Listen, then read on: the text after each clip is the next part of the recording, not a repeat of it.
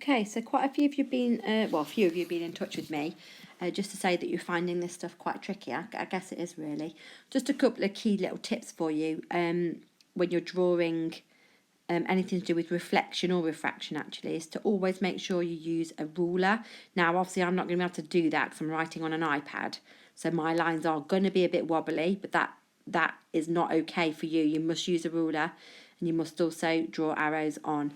Now, obviously, reflection was the previous lesson. I'll just say up here, I'm just going to draw this, which is a representative of a reflective surface like a mirror.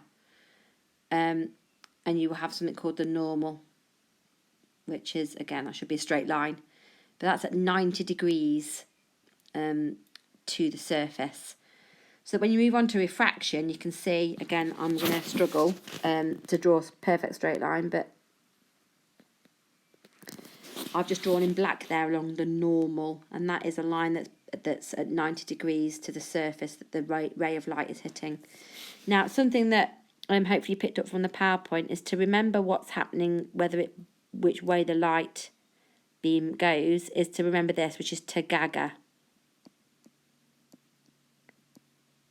Okay, and the T stands for towards, and the A stands for away, and the G and the A are air and glass. Okay, but that's because that's what's most common in exam questions, and it makes a nice thing to remember, tagaga. But the principles would be the same for other examples. It's just whenever a ray of light passes from one media, one type of substance to another. So air into glass and back out again is the common example. But it works as well if it were air into water. And you'll see that in some of the exam questions later on. But so the principle is the same. So note on here, again, we've got a little angle, which is the angle of incidence. That's what the eye is for. So the incident ray, I'll do that in red. The incident ray, again, yours would be straight line, comes in and hits the glass at the normal. So got my arrow on it. But it doesn't just keep on going.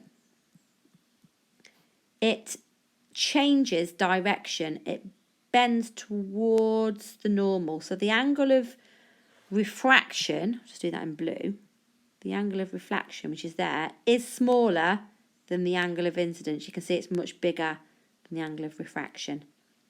And as shown by this, when I go from air into glass, I'm going to move towards the normal. So my beam of light, my ray, moves towards the normal. Conversely, as it's coming out again, you can again see that my emergent ray, the ray that comes out the other end of the block, the ray has not carried on going like that. It's actually changed direction again. It's moved away from the normal. So again, away, the A stands for away. When I go from glass into air, it moves away.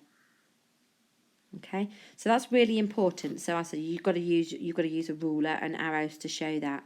And this is because when the ray hits the surface at an angle, again I'll change my colour to try and show you differently here.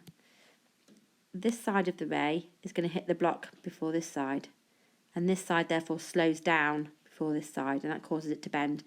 The analogy is a bit like if you were cycling along and you turned into some mud, or you're in a car driving along and you turn into some mud, and one side of the car would slow down quicker than the other side because the other wheels weren't in yet, and it would turn it to spin, to turn around.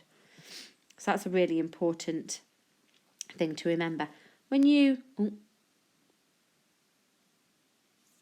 think I'll stop there and make another little video about the exam questions.